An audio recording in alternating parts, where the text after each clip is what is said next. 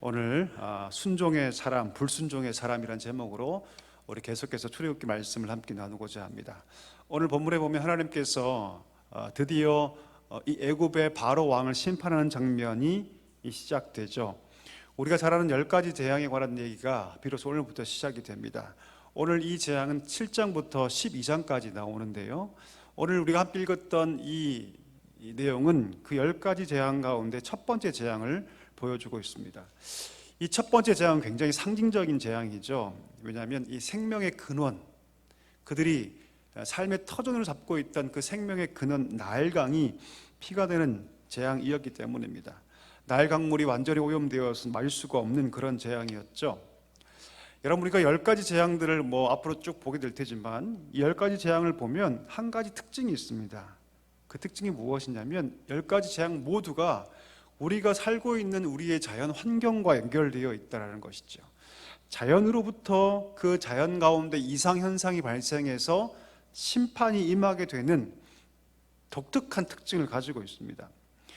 애굽을 벌하시는데 가장 첫 번째 재앙이 무엇입니까? 나일강이 피가 되는 것이죠. 그 다음 두 번째 재앙은 무엇이냐면 온 천지에 개구리떼가 올라와서 사람이 살 수 없게 되는 그런 재앙이 벌어지죠. 그 다음에는 그 다음엔 파리떼, 맥두기떼, 그 다음에 가축이 악질로 떼죽음을 당하죠. 그 다음에 사람 몸에 악성 종기가 발생하죠. 우박, 흑암, 이 모든 것들이 하나같이 자연재해로부터 비롯된 하나님의 심판입니다. 온 나라에 극심한 자연재해, 이상현상이 발생하게 되죠. 마지막 10번째만 자연재해가 아니죠. 10번째는 하나님께서 애굽의 모든 첫 것들을 다 멸하십니다. 9번째까지는 자연재해이고 마지막은 하나님께서 직접 그것들을 다 처벌해야 하시는 것을 볼 수가 있죠. 여러분, 하나님께서 행하신 심판의 이 내용들을 보면 우리가 어떤 생각을 할 수 있을까요? 곰곰이 한번 생각해 보십시오. 여러분, 원래 자연 만물은 인간에게 해를 끼치도록 창조된 것이 아닙니다. 원래 하나님께 세상을 창조할 때 사람이 하나님께 순종하도록 지음받았죠. 그렇게 하나님께 나아가 하나님을 순종하고 경외하며 하나님 말씀에 순종할 때 인간은 가장 만족과 행복을 누립니다.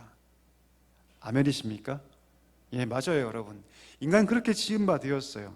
하나님이 인간을 지을 때 하나님 안에서 하나님을 경외하고 하나님을 따라 사는 것, 그 말씀을 따라 사는 것에서 인간은 가장 행복을 누립니다. 가장 안정감을 누리죠. 이것을 성경은 뭐라고 얘기하냐면 샬롬이라고 얘기합니다. 우리가 보통 샬롬 그러면 평안이라고 얘기하는데 그 평안은 우리 삶 가운데 아무런 문제가 없는 것을 얘기하지 않습니다. 보통 여러분 히브리인들이나 유대인들이 샬롬이라고 인사를 하죠. 이 샬롬은 당신의 삶에 아무 문제가 없죠? 라고 묻는 것이 아닙니다. 우리나라 사람들은 우리 인사할 때 어떻게 인사하죠? 안녕하세요 라고 묻죠. 그렇죠? 이 안녕은 사실은 대개 아무런 문제가 없습니까? 전쟁이나 기근이나 혹은 배고픔 같은 것들이 없습니까? 이런 뜻이지만 사실 성경의 샬롬은 그렇지 않아요. 하나님 안에 당신이 있습니까? 라는 뜻입니다. 그리고 당신 삶에 하나님의 뜻이 온전히 이루어지고 있습니까? 이런 뜻이죠. 이게 샬롬입니다. 인간이 그 지음바대로 하나님께 온전히 순종하고 그 안에서 완전히 복종할 때 무엇을 누리게 되냐면 샬롬을 누려요. 하나님 안에서. 자, 그런데 그 샬롬은 어디까지 연결되냐면 그 샬롬 속에서 모든 자연 환경이 인간에게 복종하게 됩니다. 샬롬 속에서 하나님과의 샬롬을 누리며 더 나아가서 하나님이 우리에게 허락하신 모든 자연 세계와 함께 또 샬롬을 누리게 하게 된다는 거죠. 산천초목 할 거 없이, 들짐승 날짐승 할 거 없이, 모든 곤충 할 거 없이 그 샬롬 속에서 인간에게 복종하고 그 샬롬 속에서 인간이 하나님께서 허락하신 그 고난을 따라서 그 온 세계 만물을 다스리고 경작하고 땅에 충만하고 풍성하게 되었던 것이죠. 자, 그런데 사람이 하나님을 반역하게 되면 어떻게 될까요, 여러분? 사람이 하나님을 반역하게 되면, 하나님을 대적하게 되면 어떤 일이 발생합니까? 타락하게 되죠. 이 타락은 여러분 그저 그 인간 개인의 인간적 타락을 뛰어넘어서 하나님의 창조 질서가 깨집니다. 하나님의 피조 세계에 하나님 허락하신 창조의 질서가 깨져요. 하나님 말씀하실 때 뭐라 말씀하시죠? 아담아, 땅이 너로 인하여 뭘 받았다? 저주를 받았다. 이렇게 말씀하고 있지 않습니까? 오늘 우리 참고구절 1번 한번 읽어볼까요? 읽어보겠습니다. 창세기 3장 18절 시작. 땅이 내게 가시덤불과 엉겅퀴를 낼 것이라. 내가 먹을 것은 밭의 채소인지. 아멘. 뭐라고 말씀하십니까? 땅이 이제부터 저주를 받아서 너에게 가시덤불과 엉겅퀴를 내게 될 것이다. 인간에게 완전한 복종의 상태였던 그 자연 환경이 이제는 인간을 해롭게 하고 인간을 공격하게 되는 샬롬의 평화가 어떻게 될 것이다? 완전하게 깨져버릴 것이라고 말씀하는 거예요. 우리가 무엇을 알 수 있을까요? 사람이 하나님께 반역하고 하나님을 대적하면 세상 만물과 자연도 사람에 대해서 반역하게 된다는 거예요. 하나님께 반역하면 세상 자연 만물도 사람에 대하여 반역하게 된다는, 대적하게 된다는 사실을 우리가 알 수 있습니다. 이것을 가장 잘 보여주는 사건이 무엇이냐면 우리가 보고 있는 10가지 재앙입니다. 때문에 10가지 재앙을 잘 보면 하나하나 모든 것들이 하나님의 심판의 특징을 너무너무 잘 알 수 있게 되는 것이죠. 여러분, 우리는 10가지 재앙을 통해서 분명히 알 수 있게 됩니다. 그것은 무엇입니까? 하나님을 대적하는 인생은 오늘 바로와 그가 다스리는 그 나라 애굽처럼 하나님이 지으신 피조물들을 통해서, 피조 세계를 통해서 하나님이 심판하신다. 이 사실을 분명히 알게 되고, 반대로 하나님께 순종하는 자들은, 하나님께 순종하는 인생들은 모세와 같이 하나님의 영광을 나타내는 도구로 쓰임받게 된다. 이 사실을 우리가 오늘 본문을 통해서 명확하게 알게 되는 것이죠. 오늘 여러분과 함께 이 두 인물을 한번 대조하면서 이 사실을 명확하게 다시금 우리가 배우기를 소망합니다. 첫 번째입니다. 오늘 본문에 보니까 불순종의 사람 누가 나옵니까? 바로가 나오죠. 오늘 본문에 보니까 이 바로 왕은요, 줄곧 고집을 부릅니다. 우리 13절 한번 읽어볼까요? 같이 읽겠습니다. 시작. 그러나 바로의 마음이 완악하여 그들의 말을 듣지 아니하니 여호와의 말씀과 같더라. 뭐라고 얘기합니까? 바로에 대해서 완악했다. 이것은 무슨 뜻이냐면 고집을 피웠다는 뜻이에요. 고집 부린다. 여러분, 아이들이 고집 부린다라는 것은 무슨 것을 의미할까요? 아이들이 고집 부린다. 무슨 의미입니까? 부모의 말을 듣지 않는다는 뜻이죠. 오늘 완강하여 그가 고집 부린 것은 무엇이냐면 그가 하나님의 말씀을 듣지 않고 있다는 것입니다. 14절도 보면 하나님께서 그의 마음을 평가하시는데 뭐라고 얘기하십니까?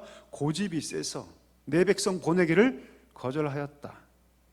이 고집 부린다는 것이 여러분 개역 성경에서는 강팍하다라고 표현하고 있어요. 강팍하다.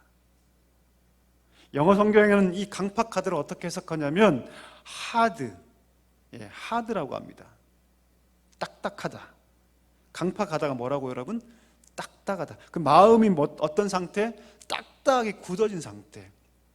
완강하다, 강팍하다, 딱딱하다. 이 모든 것들은 그 마음의 상태를 얘기하는데 마음이 딱딱하게 굳어져 있는 상태를 의미합니다. 여러분, 과거에 내가 아무리 사랑했던 사람이라 할지라도 그 사람에 대해서 마음이 딱딱하게 굳어지면 그 사람의 말과 행동이 내게 의미가 있습니까? 없습니까? 없죠. 없어요. 아무리 과거에 정말 죽고 못 사는 관계였다 할지라도 그 사람에 대해서 마음이 굳어져 버리면 그 사람이 어떤 말을 해도 어떤 행동을 해도 의미가 없습니다. 이런 마음이 딱딱하게 굳어진 사람들은요, 아무리 감동적인 환경 가운데 있다 할지라도 조금도 그 마음이 반응하지 못해요. 왜요? 그 마음이 딱딱하게 굳어져 있기 때문이죠. 오늘 바로 왕이 하나님 앞에서 그 마음이 딱딱하게 굳어져 있습니다. 완강합니다. 그 말을 들으려 하지 않죠. 오늘 바로 왕이 들어야 할 하나님 메시지가 뭐였습니까? 이스라엘은 너의 노예가 아니라는 거예요. 이스라엘은 애굽의 백성이 아니라 누구 백성이다? 내 백성이니 그 백성을 보내라. 이게 당연하다. 그렇게 말씀하는 거죠. 여러분, 한번 생각해 볼까요? 원래 이 백성이 노예였습니까? 아니죠. 사실 이스라엘은 이 애굽의 노예가 될 수 없습니다. 요셉이 이집트의 총리였을 때 그 요셉의 초청을 받아서 정식으로 왕의 허가를 받고 이 땅에 들어온 이민자들 아닙니까? 합법적으로 왕에게 땅을 하사받아서 고센 땅에서 그들이 무료로 침탈한 땅이 아니죠. 적법하게 합법적으로 거주하던 적법한 이민자들입니다. 그런데 바로 왕이 자기 욕심 때문에 하루아침에 그들을 자기의 노예로 만들어 버린 것이죠. 오늘 하나님께서 하시는 이 요구는 여러분 정당한 것입니다. 하나님이 강제로 무력을 앞세워서 이 백성을 뺏어가는 게 아니죠. 그럼에도 불구하고 바로는 적법하게 정당하게 하나님 백성을 요구하시는 하나님의 그 요구에 듣지 않습니다. 왜요? 오늘 본문은 그 마음이 강팍했다, 그 마음이 딱딱했다, 그 마음이 굳어져 있었다, 완강했다라고 얘기합니다. 그 마음에서 근본 원인을 찾고 있다는 것이죠. 여러분, 마음이 굳어지면요, 하나님께서 초자연적인 역사를 일으키셔도 그 마음에 아무런 변화를 일으킬 수 없습니다. 여러분, 바리새인들, 사두개인들 한번 보십시오. 예수님께서 얼마만한 엄청난 기적들을 일으키시죠. 그런데 죽은 자가 심지어 일어나고 보지 못하는 자들이 보게 되어도 그들은 조금도 반응하지 않습니다. 역사에 그런 사건이 있었습니까? 거의 없었죠. 자기 눈앞에서 죽은 자가 일으켰는데 불구하고 그들은 하나님의 그 초자연 역사 앞에서 조금도 그 마음이 동요되지 않습니다. 왜요? 그 마음이 딱딱하게 굳었기 때문이죠. 8절 보십시오. 하나님께서 모세를 통해서 지팡이를 뭐로 만드십니까? 뱀으로 만드시죠. 놀라운 이적을 보이시죠. 그런데 바로 왕은 그 역사를 보고 오히려 뭐합니까? 대적해요. 대적합니다. 이집트의 술사들을 부르죠. 그리고 마술사들이 그 각각 지팡이를 던지니까 뱀이 되죠. 그리고 뱀이 막 돌아다니니까 아론의 지팡이가 그 뱀들을 삼켜버리죠. 그렇죠? 자, 이런 상황이 되면 그렇구나, 감히 범접할 수가 없구나를 깨달아야 되는데 그가 오히려 그 마음이 강팍하게 됩니다. 디모데후서 4장에 보면 이 술사들의 이름이 나오는데, 이 마법사들의 이름이 나오는데 얀네와 얀브레라는 이름이 나오죠. 근데 그 마음의 상태를 함께 기록하고 있어요. 진리를 대적했다라고 얘기합니다. 그들의 마음이 부패했고 믿음에 관하여 그들이 버림받은 자들이라고 말을 하죠. 바로 왕의 마음이 13절에 보니까 더 강력하게, 그 사건 때문에 더 강력하게 하나님께 대하여 대적하기 시작했다라고 결심합니다. 그래서 하나님께서 더 큰 기적으로 그 나라를 치시죠. 14절 우리가 읽었던 본문인데요, 첫 재앙이 그때 시작되게 되는 것입니다. 그 마음이 더욱더 딱딱해지고 더 강팍해지니 하나님께서 더 큰 이적으로 보이시게 되는 거죠. 나일 강물이 피로 변하는 그 재앙이 시작되었던 것입니다. 하나님께서 애굽의 풍요의 상징이었던 나일강에 손을 대시죠. 강물이 피가 됩니다. 여러분, 강이 피가 된다는 것은 무슨 의미냐면 강이 죽었다는 뜻이에요. 강이 죽었다. 강이 죽으면 어떤 냄새가 날까요, 여러분? 악취가 나죠. 죽은 강들은 여러분 악취가 납니다. 한강을 지나가면 좋은 냄새가 나지만 때로 양재천을 지나가면 냄새가 나죠. 그렇죠? 왜요? 강이 죽었기 때문이죠. 강에서 물고기가 떼죽음을 당하고 강물에서 더 이상 어떠한 생명의 징후도 얻을 수 없게 되죠. 그럼 애굽 사람들에게 이 나일강은요, 생명과 풍요 그 자체였습니다. 모든 도시와 모든 사람들이 이 강을 끼고 살고 강을 중심으로 도시가 발달하지 않습니까? 서울에는 한강이 있죠. 런던은 템즈강이 흐르죠. 그렇죠? 파리에는 어떤 강이 흐릅니까? 세느강이 흐르죠. 그렇죠? 독일은 어떤 강이 흐릅니까? 아침부터 갑자기 공부를 하니까 머리가 아프시죠? 라인강이 흐르죠. 그렇죠? 사람들이 그 강가에 살면서 그 강물을 마시고 살아갑니다. 그런데 나일강이 죽었다는 것은 하나님께서 이 나라에 치명적인 지금 경고를 하고 계시는 것이죠. 20절 보니까 모세가 바로 앞에서 그 지팡이를 들어 강물을 어떻게 합니까? 칩니다. 그랬더니 강이 피로 변하면서 강이 죽죠. 악취가 나고 강이 썩어버립니다. 23절에 보면 이런 하나님의 놀라운 기적을 행함에도 불구하고 바로가 고집을 부립니다. 더욱더 그 마음을 딱딱하게 합니다. 그 마음을 강팍하게 합니다. 결국 그 말을 듣지 않았다고 성경은 기록하고 있습니다. 오히려 아무런 관심이 없는 듯 왕궁으로 돌아갔다라고 성경은 기록하고 있습니다. 그들이 섬겼던 신, 그들이 섬겼던 그 생명의 근원, 그것이 피로 변했다는 것은 하나님의 심각한 경고인데, 그 경고를 아무렇지 않게 무시하는 바로왕에게 더욱더 심각하고 강력한 재앙이 임할 수밖에 없었던 것이죠. 여러분, 바로왕이 모세를 처음 만났을 때 한 말을 기억하십니까? 여호와가 누구냐? 그가 누구간데 내가 왜 그의 말을 들어야 하느냐? 난 하나님 알지 못하는데. 여전히 비꼬고 여전히 완악하고 오만하고 교만하게 그는 행동하고 있다라는 것이죠. 여러분, 안타까운 것은 무엇입니까? 안타까운 것은 구원받은 신자들 속에서도 이런 왕 같은 마음, 이 바로 왕 같은 마음을 가질 수 있다는 것입니다. 무슨 말이냐면, 예수를 믿지만, 평생 신앙생활을 했지만, 10년, 20년 예수를 믿는다고 말하지만 마음이 굳어져 버린 신앙생활을 할 수 있다는 거죠. 마음이 딱딱하게, 강팍하게, 마음이 하드하게, 완강하게 굳은 마음으로 신앙생활을 할 수 있다는 사실입니다. 여러분, 굳은 마음으로 신앙생활을 하잖아요. 그럼 그때부터는 신앙생활이 아니죠. 어떤 생활입니까? 종교생활입니다. 종교생활. 마음이 굳으면 그때부터는 신앙생활이 아니죠. 종교생활입니다. 마음이 굳어지면 가장 먼저 하나님 말씀을 듣기 싫어합니다. 하나님 말씀에 대해서 반응이 없어요. 하나님 말씀에 대해서 읽기 싫어하고 하나님 말씀에 순종하기는 더욱더 싫습니다. 성령께서 내 영혼을 충만하게 장악하시고 이끄시도록 내어주는 것이 싫어요. 하나님의 인도를 거부하고 늘 영적인 일에서 머뭇거리죠. 머뭇거려요. 시간이 걸려요, 여러분.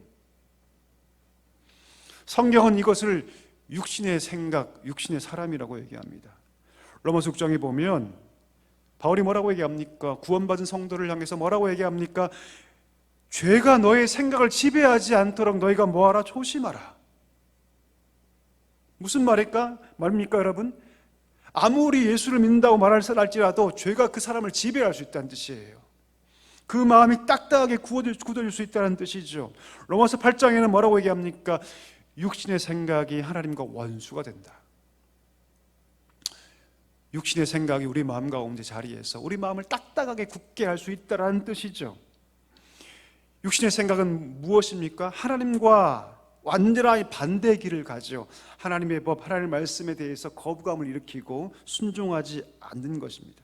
하나님께 순종하기 싫다, 난 내 뜻대로 살고 싶다라고 버티는 것, 고집부리는 것, 그 마음을 딱딱하게 하는 것, 이 일들이 여러분 우리 성도의 삶 가운데도 일어날 수 있다는 사실을 꼭 기억해야 합니다. 나는 참 신자인가? 나는 성도인가? 나는 신앙, 하나님 믿고 바라보고 있는 그런 삶을 사는가? 아니면 나는 종교적인 삶을 살고 있는가? 이것을 늘 우리 자신을 돌아봐야 할 줄 믿습니다. 여러분, 우리가 우리 마음이 굳어져 있다고 느낄 때 어떻게 해야 할까요? 성경은 우리의 마음의 상태를, 우리 삶의 상태를 땅으로 많이 비유하는데, 아래치 땅으로 비유하는데, 여러분, 땅이 자기 자신을 경작할 수 있나요? 불가능하죠. 가능하지 않습니다, 여러분. 땅이 그 땅 자신을 경작할 수 없습니다. 따라서 우리 마음이 굳어져 있다고 느낄 때 우리가 어떻게 해야 하냐면, 우리 영혼의 농부가 계신데 그분께로 가야 합니다. 그분이 누구이십니까, 여러분? 하나님이십니다. 우리 영혼의 농부세요. 우리 영혼의 농부이신 하나님께 나아가 참 회개로 그 앞에 서야 할 줄 믿습니다. 왜요, 여러분? 땅이, 우리가 스스로 우리 자신을 개관할 수 없기 때문이죠. 우리의 영혼의 농부이신 하나님께 우리 마음을 하나님께 의탁해야 합니다. 그때 비로소 그 농부가 우리 마음을 기경하기 시작하죠. 갈아엎기 시작하죠. 그럼 비로소 그 안에 있던 부드러운 흙들이 올라오기 시작합니다. 갈아엎어지기 시작하죠. 그때 비로소 우리 가운데 생명의 역사가 시작되게 되는 것이죠. 우리 사랑하는 귀한 성도 여러분, 우리 마음이 혹 오늘 이 바로 왕의 마음처럼 강팍하고 혹은 딱딱하고 혹은 완강하고 혹은 오만한 삶이라고 느껴지거든 하나님께 나아갈 수 있게 되기를 간절히 소망합니다. 그리고 하나님께 겸손한 마음을 달라고 간절히 기도할 수 있는 우리 모두가 되기를 주의 이름을 간절히 축원합니다. 우리 두 번째 사람입니다. 바로 모세입니다. 오늘 모세를 보면 우리가 과거에 함께 보았던 모세와는 정반대의 사람으로 보여주고 있죠. 우리가 함께 보았던 6장까지는 모세가 어떤 사람입니까? 그야말로 그도 버티는 사람이었어요. 완강하게 나 할 수 없다고, 하나님이 너를 통해서 역사하신다고 말씀하셔도 자기는 할 수 없다고, 하나님께서 너를 통해서 하나님의 위대한 약속과 그 기적과 이사를 일으키겠다고 말씀하셔도 나는 아니라고 고집을 피웠던 사람이 누굽니까? 모세였습니다. 심지어 그는 뭐라고 얘기합니까? 하나님, 나는 혀가 둔하고 말을 못합니다, 이렇게 얘기하지 않습니까? 하나님께서 근데 그에게 인내하셔요. 매우 자상하게 모세가 순종할 수 있는 자리까지 올 수 있도록 그를 끝까지 기다리십니다. 말씀하시죠. 몇 번이나 확신을 주시죠. 그리고 모세가 평생 의지했던, 40년 동안 의지했던 그 익숙한 도구였던 그 지팡이를 통해서 내가 역사하겠다, 내가 그 지팡이 의지하고 살지 않았느냐, 좋다, 내가 그 지팡이를 통해서 역사하겠다. 오늘 본문 한번 읽어볼까요? 참고 구절 2번 읽어보겠습니다. 시작. 모세가 그의 아내와 아들들을 나귀에 내고 애굽으로 돌아가는데 모세가 하나님의 지팡이를 손에 잡았더라. 이 지팡이 여러분 하나님께 새롭게 주신 지팡이입니까? 아니죠. 그가 40년 동안 썼던 지팡이입니다. 그 지팡이가 어떤 지팡이가 되어 있었다? 하나님의 지팡이가 되어 있었다. 하나님의 배려죠. 하나님의 배려예요, 여러분. 모세에게 너무나 익숙했던 그 지팡이를 통해서 내가 역사하겠다, 하나님 그렇게 말씀하는 거죠. 8절에 보면 뭐라 말씀하십니까? 그 지팡이를 뭐하라? 던져라. 그때 모세가 어떻게 합니까? 과감하게 순종합니다. 10절 보십시오. 주님이 분부하신 그대로 그가 순종하죠. 이것이 정말 하나님께서 모세에게 원했던 순종의 모습이었던 것이죠. 여러분 사실 모세가 뭘 잘해야 할 필요가 전혀 없었어요. 왜요? 모세가 이직을 일으키는 것입니까? 아니죠. 누가 일으키시죠? 하나님께서 일으키시는 것이죠. 모세는 뭐만 하면 됩니까? 순종만 하면 되는 것이었죠. 만약 모세가 바로 앞에서 두려워하면서 과연 이것이 뱀이 될까?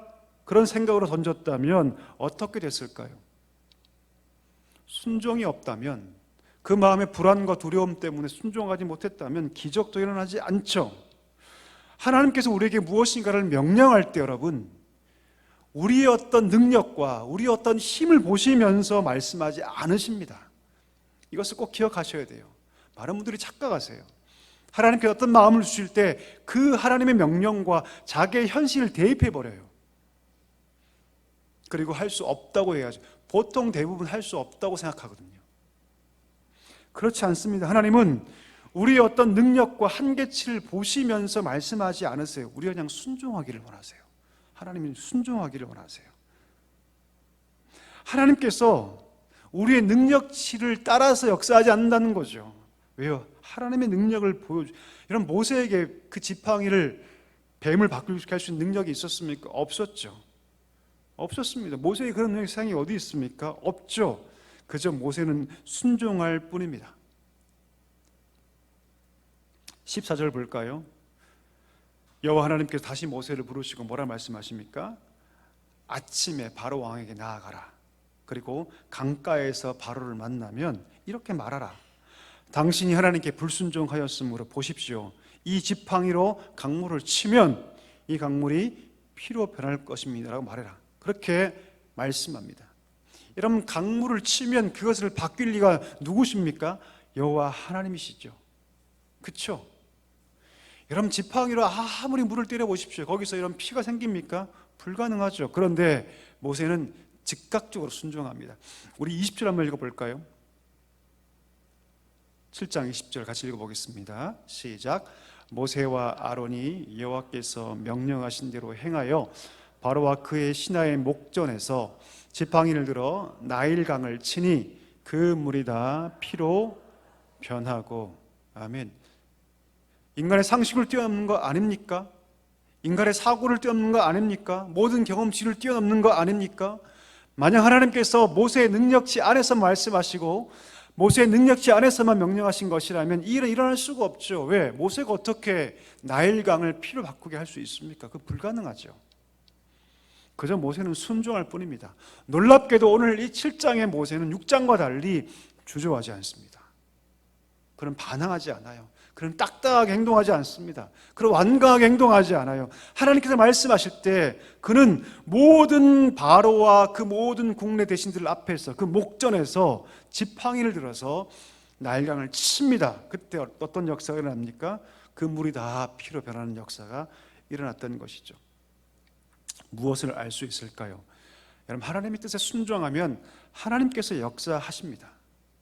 우리의 생각대로가 아니라, 우리의 한계치대로가 아니라, 우리 가진 가능성대로가 아니라, 내가 보기에는 이것이 안 될 것 같이 보여도, 내가 보기에는 못할 것 같이 보여도 이를 행하신 이가 내가 아니라 누구시다? 하나님이시기 때문입니다. 아멘이십니까? 하나님 우리에게 그렇게 순종을 요구하셔요. 그렇게 하나님의 기적을 이 땅 가운데 보이신다는 것이죠. 당신의 한계치를 따라서 하나님 역사하시는 것이 아니라 하나님의 능력을 따라서 하나님의 역사를 이 땅 가운데 보이신다는 사실을 기억하게 되기를 간절히 소망합니다. 하나님 이 시대에 우리를 살면서 순종의 사람이 되기를 요청하세요. 유능한 사람이 아니에요, 여러분. 보십시오, 여러분. 모세가 유능합니까? 그가 한 것은 여러분 지팡이 뻗는 것밖에 없어요. 사실 여러분, 홍해 앞에서도 그가 한 것은 무엇입니까? 지팡이 뻗는 거죠. 하나님 우리에게 유능한 걸 원하시는 것, 물론 유능한 것이 뛰어도 보탬이 되기도 합니다. 그러나 그 전에 하나님이 우리에게 요구하시는 것은 무엇이냐면 순종입니다. 순종할 수 있느냐? 너 정말 순종할 수 있느냐? 하나님 우리 가정이 이런 가정 되었으면 좋겠습니다. 이런 교회 되었으면 좋겠습니다. 그 기도에 앞서서 하나님 우리에게 어떤 것을 요구하신다? 순종을 요구하신다는 거예요. 순종을. 여러분 성경을 보십시오. 위대한 순종의 결과를 보여주고 있지 않습니까? 기드온 300명을 가지고 수만 명의 적들을 그는 승리합니다. 두려웠죠. 하지만 그는 두려움을 이기고 하나님 허락하시는 그 확신의 증거를 가지고 순종하지 않습니까? 위대한 승리를 경험하지 않습니까? 여호수아, 여리고성, 그 강대했던 여리고성 그냥 7번을 돕니다. 바보 같아 보이죠? 이게 전쟁인가? 이게 맞나? 이렇게 하는 것이 정말 맞는 것인가? 그런데 그 7일째 된 날 여지없이 여리고성이 다 무너지지 않습니까? 그가 한 것은 그냥 순종하여 그 성을 돈 것밖에 없습니다. 골리앗 앞에 다윗, 그가 어떻게 나갑니까? 3미터가 넘는 거인이지 않습니까? 그렇죠? 거인을 향해서 칼 한 자루 주지 않고 돌멩이 몇 개 가지고 나아간다는 것은 불합리한 일이 아닙니까? 그런데 만군의 여호와가 함께 하시면 나는 승리한다고 그가 믿었을 때 하나님께서 돌멩이 하나로 3미터의 거인을 일순간에 격파시키지 않습니까? 이것이 믿음입니다. 하나님 우리에게 어떤 실력을 닦으라, 어떤 능력치를 개발하라, 물론 그것이 우리 조금 보탬이 될 수는 있겠지만 그 전에 우리에게 무엇을 요구하시냐면 순종을 요구하신다는 것을 기억할 수 있게 되기를 간절히 소망합니다. 여러분, 순종하는 사람만 하나님의 기적을 경험합니다. 순종하는 사람만 하나님의 역사를 경험해요. 불순종하는 사람은 오늘 바로 왕처럼 그 마음이 딱딱하게 굳어져서 하나님의 기적을 경험하기보다는 하나님의 심판을 경험하고 하나님의 채찍을 경험한다는 사실을 기억할 수 있게 되기를 간절히 소망합니다. 여러분, 하나님의 위대한 역사는요, 유능한 사람을 통해서 일어나는 것이 아니라 순종의 사람을 통해서 이때까지 일어났습니다. 우리가 순종하면 하나님께서 우리의 가정을 변화시킬 줄 믿습니다. 우리가 순종하면 하나님께서 우리의 교회를 바꾸게 하실 줄 믿습니다. 우리가 순종하면 하나님께서 일하셔서 이 나라 이 민족 가운데 하나님의 기적, 오늘 보이셨던 이 기적처럼 이 시대 가운데 하나님 놀라운 은혜와 역사를 일으키게 하실 줄 믿습니다. 우리 모두가 순종의 사람으로 세워지는 놀라운 역사 되기를 간절히 소망합니다. 말씀을 정리합니다. 우리 마음이 딱딱하게 굳어져 있다면, 강팍하다면, 우리 마음이 완악하다면, 우리 마음이 하드하다면 우리 영혼의 농부가 되시는 하나님께 나아가기를 소망합니다. 하나님, 내 마음을 경작하여 주옵소서, 갈아엎어 주옵소서. 주의 말씀이 우리 마음 가운데 뿌려질 때 그 부드러운 마음 속에서 놀라운 생명의 역사가 나타나게 해달라고 기도할 수 있게 되기를 소망합니다. 덧붙여 순종의 사람 되게 하여 주옵소서. 순종을 통해서 하나님의 역사가, 기적이 이 땅 가운데 나타난다는 것을 우리가 배웠사오니 늘 하나님께 내 자신을 맡기고 순종할 수 있도록 순종의 사람으로 세워달라고 기도하는 우리 모두가 될 수 있기를 간절히 소망합니다.